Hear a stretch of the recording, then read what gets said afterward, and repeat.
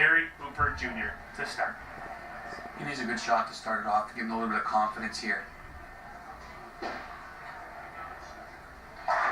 he starts off right. Yeah. A fist pump from Hooper Jr. Well, that's the thing about Gary. You know what? Even though that last game didn't end the way he wanted it to, it got him to where he needs to be. He's going to use it as momentum, and he's going to move on to be very tough to beat. Darren has got to be on his game to be able to beat Gary as well. So I was just singing the praises of Darren, but Darren has got to be on his game as well. Speaking of Darren's game, I had the pleasure of talking to Darren before bowling, and he gave me a little bit of a breakdown, a little bit of it's almost like a resume of a pro bowler already. This guy has been averaging in his leagues for the last few years. These are his averages. This year he's currently averaging 238, last year 241, the year before 243, on a sports shot 221, the year before that in 2012 242, and all the way back to 2009. And this man is a young man just coming out of juniors back then. He's averaging 213 then. Look at this shot here. He is a power in bowler. Action. You can see if we can get a shot of his arm in action, just the way that arm hangs. He actually bowled against me on Wednesday night and shot a 300 game, followed by a 268 game. He is one of the top bowlers around. He's a name that very quickly became a top name in the city. Could you say he is Gary Hooper Jr. Well, you know what? In terms of score and in terms of attitude, in terms of ability, I would say yes. Because Gary's over 40 now. Darren's in his 20s.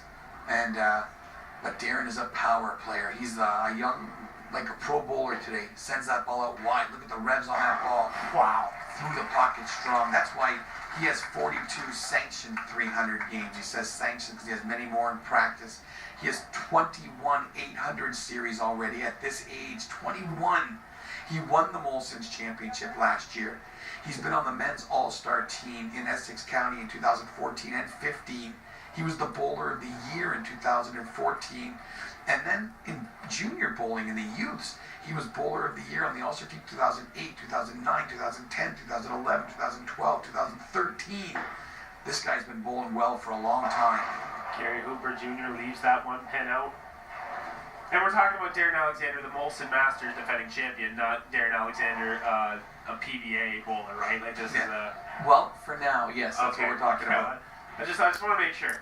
And I don't know if he has any ambitions for wanting to do that, but you know what? As of right now, he's one of the top guys in the city that you know could go and do it. And speaking of the Pro Bowlers Tour, one of our own from Windsor, Danny McClelland, will be on the show tomorrow in the U.S. Masters. A pro bowler from Windsor, Ontario, Danny McClelland.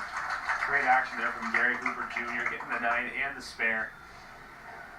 He just got to stay true to himself here, make sure he keeps on throwing good shots. Gary's going to throw strikes throughout this game. But you know that Darren's going to throw strikes as well. Darren already his third time in the TV finals. Yes, at such a young age. I know I keep saying that, but man, he is good already. I mean, you're written on an entire resume, Joel. There's not really much going back from here. The sad part is, Mike, that's page 1. Oh, my goodness. Gary Hooper Jr.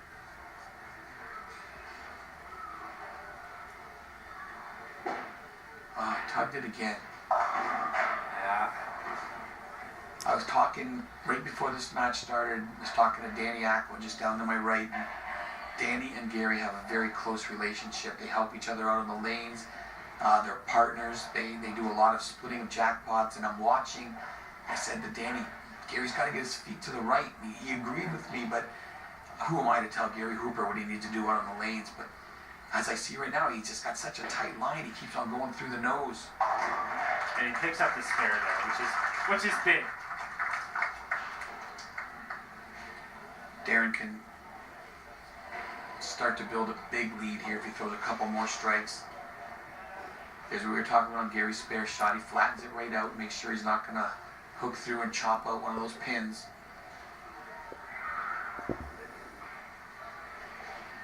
The one thing Mike was admiring before we started this match was Darren's lovely pink pants. Absolutely. We've both decided if we come back next year and we do another Valentine's Day show, that we will both be in pink attire next year, and really make sure that the audience understands the significance of pink, don't you think? Absolutely. Absolutely. I will watch Darren's Alexander's approach and then I will comment. Wow. Fantastic. So about the pink, I think the pink pants are really intimidating the bowling pins right now, as we can see right there. You better believe it. There's a glare all the way down to the lane down there. The lovely pink, and it's not just a light, soft pink either, Mike. It's a very hard, yes, very hard pink for sure. That's a very secure man right there. Absolutely. His girlfriend Felicia must be very proud of him, and she's in the stands today watching him bowl today, along with his mom Barb, his dad Ray, his uncle Ed, his aunt Bonnie, his grandparents Mary and Murray, and his cousins Jessica and her husband Ben. They're all down here watching him bowl today. Great support for this young man. Well, it's a great start for Darren Alexander.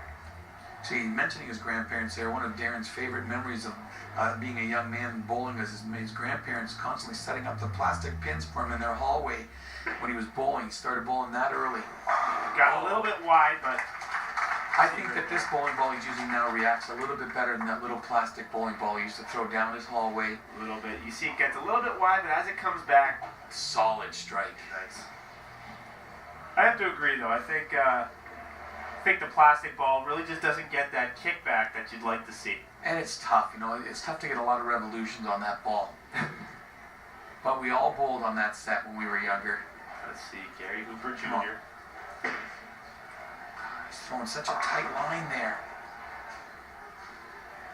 It's hard. I know that when Gary gets a chance to sit back and watch this when it's all done, I think he's going to see that he wasn't quite getting the reaction he wanted off that lane. He should have been moving a little bit to the right and giving a chance for that ball to send it out on the lane towards the gutter and let it come back and do the work. He actually threw a couple balls in practice where he would send that ball out and it was coming back, but I think he's afraid of that weak 7 pin as well. Don't chop, don't chop. And he chopped.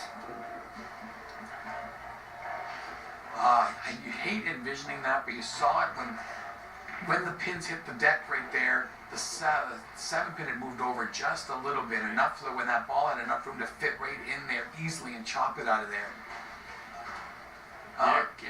Gary Hooper, when he's just not throwing the ball quite like, we've seen him. I know you've seen him throw the ball, a lot of action, really hard through the pocket, but just, like we said. That is such a better shot right there. Such a better shot. Got it out, let the ball work, hit the pins, drove him into the back. Hey, you know what? We thought the last game was over, and the last game wasn't over. Maybe this one here, he's still got a little bit of room. He's going to have to hope that Darren Alexander is out of his groove, because obviously a very talented young bowler. He wants to wish a happy Valentine's Day to his girlfriend Felicia down there. He was talking to me about a little known fact was he almost stopped bowling altogether at the age of 12 because he wanted to play hockey, but he was only allowed to pick one, and he stuck with bowling, and I really believe he made the right choice. But his hockey lines are still tied because he works for the Windsor Spitfires. There you go. Well, best of both worlds. You see Alexander with the approach. Wild arm swing. Look at him. Kicks back and a strike. Darren Alexander.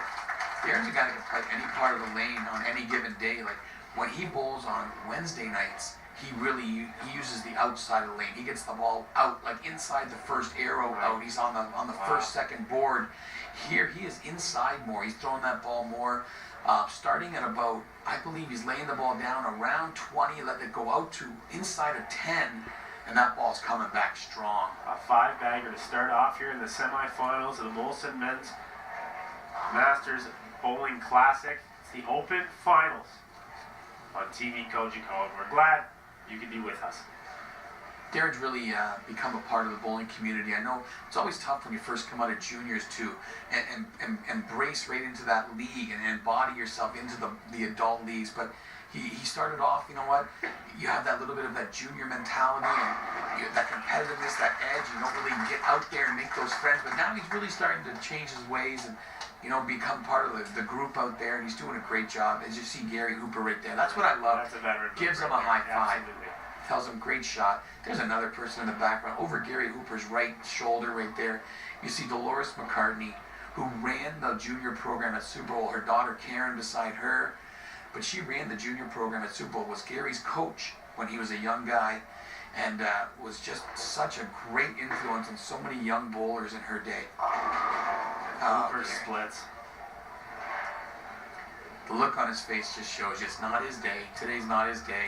So what, obviously, moving a little bit to the right, what else is it in Gary Hooper's approach that's just have him missing opportunity? Well, I think a lot of it is that Gary's the only left-hander that's bowled on this lane, on this shot, and he is not getting the breakdown of the lane like the right-handers are, because there are guys bowling on that shot over and over and over and using the same part of the lane. Gary's the only one over there. So as the lane breaks down twice as fast for the right-hander bowlers, because they're all using it over there, it's slowly now changing for him, and he's not getting a chance to find it and use it the way that he can in leagues, because there's more people over on that side for him. 2 open frames here, 6 frames for Hooper. I've had a chance to see in the back his mom, who's going to keep on cheering for him no matter what. His mom's such a great lady, Gail Hooper. Hopefully the support from Mama is going to help out Gary Hooper right there, and it does with the strike. Just down to the right of me, his father sitting here watching. Gary comes over to sit with his father right now. Gary Hooper Sr. And again, the bowling community, Gary Hooper Sr. sitting next to Danny Aqua's father, Donnie Aqua, here to cheer him on. In the next match, Darren has the first 6. A 6-pack, yes sir. Don't want to say anything. That's why I never want to jinx anybody. Just keeping it quiet. Hoping that he keeps on going. He's definitely off to a great start as the defending champion. There's not been one strike that he's thrown that's been anything but solid. He's been dead solid in the pocket. Let's see what else he has left as we head into the 7th frame for Darren Alexander. Starting with his feet about 27. Sends it out. Oh! He didn't send that one out as far as he sent it out the last few balls. He got it in a little bit. Made it come up through the nose just a little. You can see it on his face right there. Ooh, but it was a weird hit. That's a tough little split, the 9-10. He's got to fit the ball right in between them. It's absolutely makeable though. Absolutely. He's got a very big lead. He has no problem here. Even if he has an open, there's nothing for him to worry about right now. What he doesn't want to happen is to let this keep on happening. Oh, he got it. Nice job. Through a keyhole. Fantastic display. Well, right here, right through the keyhole. That's a good bowler right there who can throw those strikes with power and still be accurate enough to make a little tight split like that for your spare shots. Just saw over Frank Pavicic's shoulder back there. I see the great Mike Snow, who's actually been part of this broadcast in the past, announced these scores, and Mike's another one who's been coaching junior bowlers for a long time. He's been a great influence on many great bowlers out here. He's been on TV himself. He's sitting next to one of his old junior bowlers, James Jondro, back there. Yep. It's great to see all these faces in the crowd today. Alexander gets the strike. Great back strong.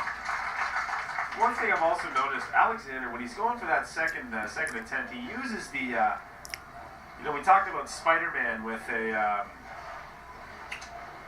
with Brad Walton. Yep. He actually has a brain inside of the bowling ball. They make bowling balls with anything in there today. That is fantastic.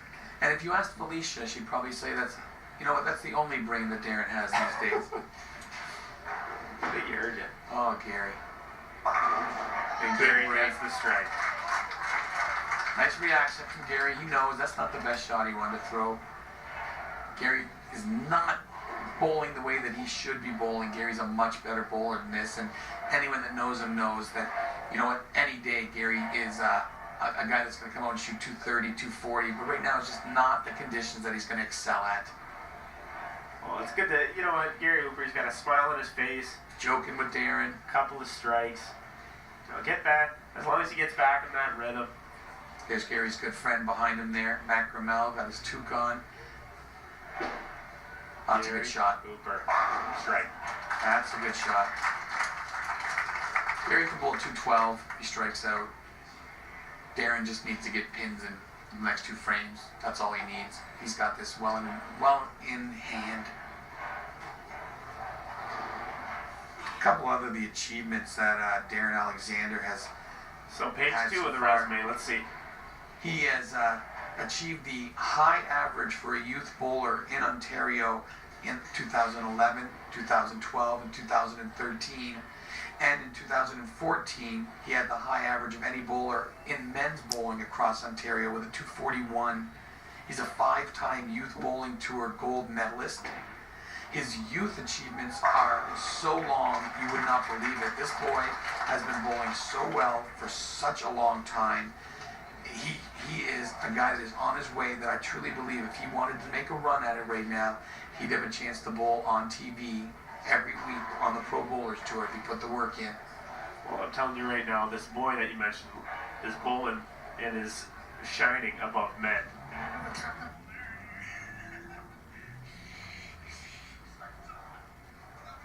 Gary Hooper at the table now with Joel Lusaw talking. Gary's trying to get a technical error to start the whole match over again. Oh, jeez. We're going to have to shut this one down. Oh, Darren a solid shot. He's got a 278 game going. Whew. That's fantastic. Look at that. Darren Alexander right to the pocket, explodes. Having some great pin action. So we can pretty much call it right now. It's Darren Alexander and Dan Aqua going to be battling for the Open Championship. So I'm standing from here the now Rose Bowl with Gary Hooper beside me on commentary, watching Darren Alexander have a chance to bowl a 278 game. Gary, how do you think it's going for yourself right now? Well, I'm going quite fantastically at the moment. I don't know how Darren's beating me. He must be pretty good. Darren, put it on the lane. and another strike. He's got a chance for 278. One more strike here. He's going to take another ball out to see what this ball does, just in case he needs another option in that final game. Coffee now. This is good coffee.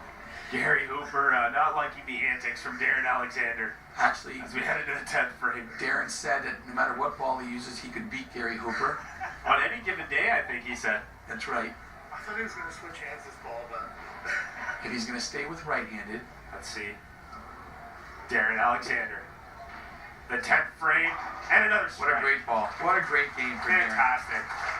Well, Nick Stein had said he thought they were going to have some higher scores out here this year, and 278 is a pretty good score. That's one strike away from bowling a 300 game. If he would have got a strike in that 7th frame, he goes all the way out for 300, but he bowls 278, throws 11 out of a possible 12 strikes in that game, and on the one ball that he did not throw a strike, he made that tight little split. What a great, great job by him on TV.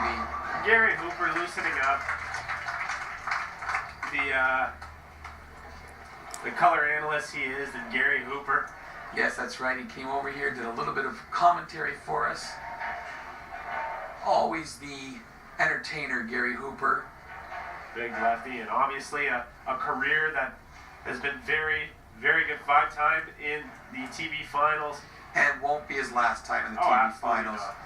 He is so good, and I know that he's not going to leave here super happy about what happened today, but you know what? He's going to leave with a smile on his face, and even losing his match, as you guys saw, got a chance to come back here, got a chance to talk to us a little bit, have some fun, and that's what he's like out on the lanes too. Every week where you're bowling, you can smile, laugh, and have a good time out there. And you know what? That's the thing. He's got a 5-bagger going right now. It all comes when he's loose. Yep, he comes back now. He's going to end up shooting a 212 game. You know, so his 2 games he bowled, he's over 200. He's bowling okay. He just didn't get what he wanted. A 6-pack to finish it off. Gary Hooper Jr. Such a good sport too. Pumps the fist at the audience, appreciates their clapping, and you know he goes home today and waits for this next opportunity. And the next opportunity coming for Darren Alexander, the defending champion of the Molson Masters Bowling Classic. He will go against the first seed in Dan Aqua. Dan Aqua was a runner-up 3 times. This will be his 8th time in the TV finals. And obviously, as you said, Nick Stein wanted high scores. Could he get a higher score than 278 in the finals? We will figure that one out in a bit when we come back.